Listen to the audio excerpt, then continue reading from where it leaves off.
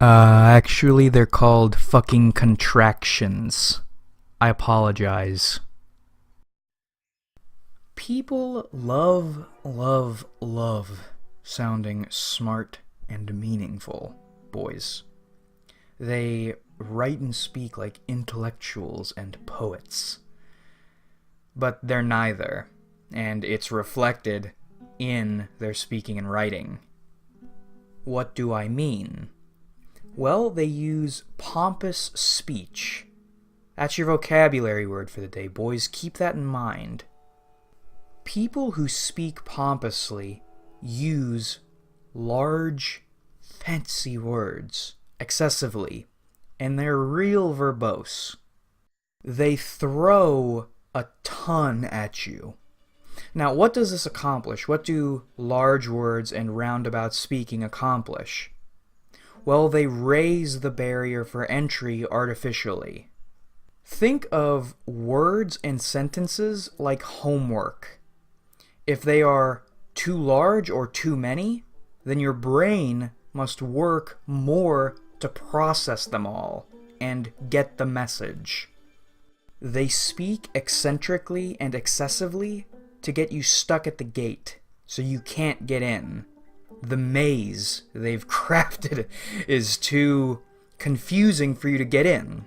That's purposeful. Now, besides sounding smart and meaningful, why do people do this? Well, they either have little to nothing to say, or they do have something to say and are too malevolent or lazy to say it plainly. If you'd like to see the first, go on Facebook, Tumblr, or Poll. If you'd like to see the second, for laziness, look at any tenured professor, not any tenured professor, but most tenured professors who are high up and comfy and don't need to speak plainly anymore. And on the malevolent side, activists and intellectuals. But beyond them and beyond memes, really, pompous speech is very common. Most people, when they speak to me for the first time, hit me with pompous speech. Most people, when they get defensive, resort to pompous speech. And I had a gal pal who spoke so pompously when she got angry.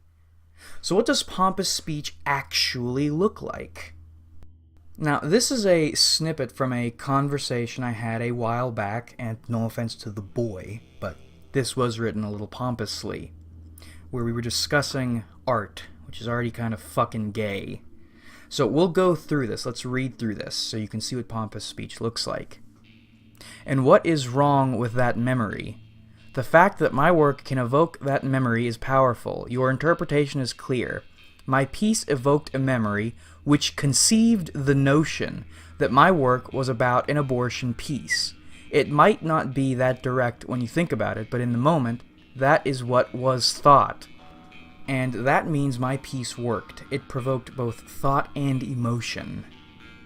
I'll give you a second to pause and chew on this a little more if you'd like, and then we'll move on to a rewritten example, and we'll figure out what was wrong with the first and why the second works a little bit better. Now, here's the plain speak version. My poem reminded you of something. It may not be direct, but in the moment, it's what you thought. It made you think and feel. That's its purpose.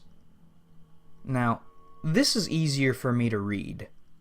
Maybe you have a really fucking high IQ and had no issues with the first, and while you can pull a message from the first, the second is easier, simpler, less work to understand. That's what we're shooting for, boys. Why is this easier, though? Well, it's written with fewer words, meaning it's easier to understand. It's even easier on the eyes. And why do we want that?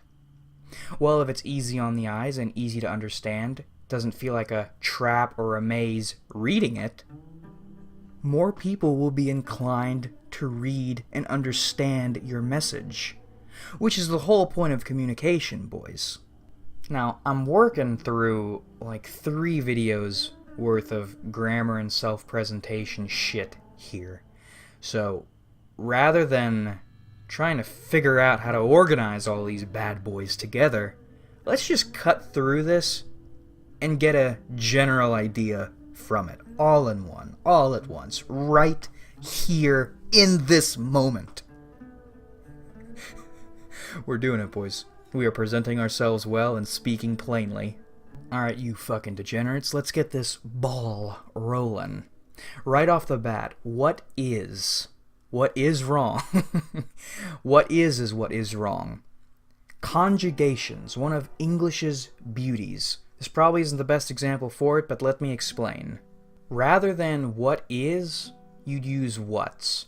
Now, the best example for this, the man's dog. In Spanish or most Latin-based languages, you'd say el perro del hombre.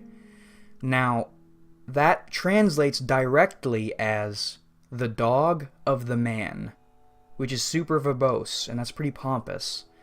Now, again, English's beauties, conjugations, boys. You can cut that entire thing down into the man's dog. You should always conjugate when you can, not what is, what's.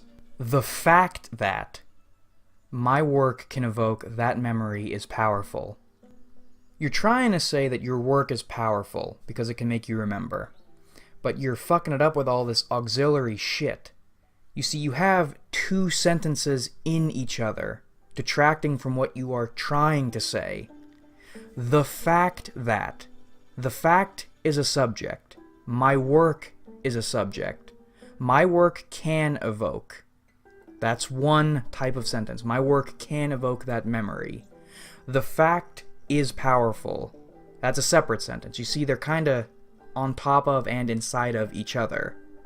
You could change it to, my work is powerful, comma, evoking that memory. That gives you one subject and two actions, is powerful and evoking that memory, and keeps your message clear. You aren't getting bogged down with the fact being powerful. My piece evoked a memory, which conceived the notion that. Evoked a memory which conceived the notion that. Versus, a memory made you think. Now, this is all pompous speech, but this stuff particularly annoys me. Because this isn't poorly wording, like earlier. This is deliberately trying to sound smart. Don't get vindictive, though, because everyone does this. Especially the Skimmer Stream Squad, the Skimmer SS. Most people, when they meet me for the first time, for some reason, they hit me with big word pompous speech. But you needn't. You never need to, not just for me, but for anyone, anytime. It sounds bad. Clear speech sounds better in every situation. Why get bogged down in, my piece evoked a memory which conceived the notion that, when you could just say, a memory made you think. And if you want to dance around beside the point here, but Skimmerlit, a memory is not a memory my piece evoked. It is, though. The last sentence implies it, and you don't need to spend precious space re-establishing it the very next sentence. You get the idea, though. We don't need to go through the rest. Say the most with the least. That's how you communicate effectively. Conjugations are great tools. Single subjects with multiple verbs using commas are great tools. Stating affirmatively, not I won't do anything, but I'll do nothing. That's a good tool. And there are plenty other tools we can explore in the future, but this video's point, not the point of this video's point, is to identify pompous speech, so you know what it is, and then help you stay away from it. And I just realized I confused them both possession and conjugation earlier, but fuck it. You get the idea. We're boys, not grammar boys. And now that you know what pompous speech is, I swear to God, boys, if anyone hits me with some pompous shit anywhere, I will be polite and answer whatever questions you have or respond to whatever statements you make, but I will silently judge you. I will judge the shit out of you, boys. Keep that in mind. Keep that in mind. And there isn't much room for questions here. There's nothing to ask. So instead, leave some plainly spoken shit in the comments, please. Speak a bunch of plain stuff down in the comments for me. But that about rippity wraps this one up, boys. I hope you enjoyed watching, because I certainly enjoyed making it. It was fun recording. I'm really gonna hate editing this, though. I do not envy tomorrow me. These are kind of tough, not tough to edit, but you gotta move a bunch of words around, boys, and that takes more than minimal effort, and that is 100% unacceptable. Like if you enjoyed, because that helps me out a lot. I think it helps me out. It doesn't, they're pretty good. I like likes, you know. Comment your thoughts. Subscribe if you haven't, because we do this shit sometimes. And comment your thoughts, because I love hearing from you.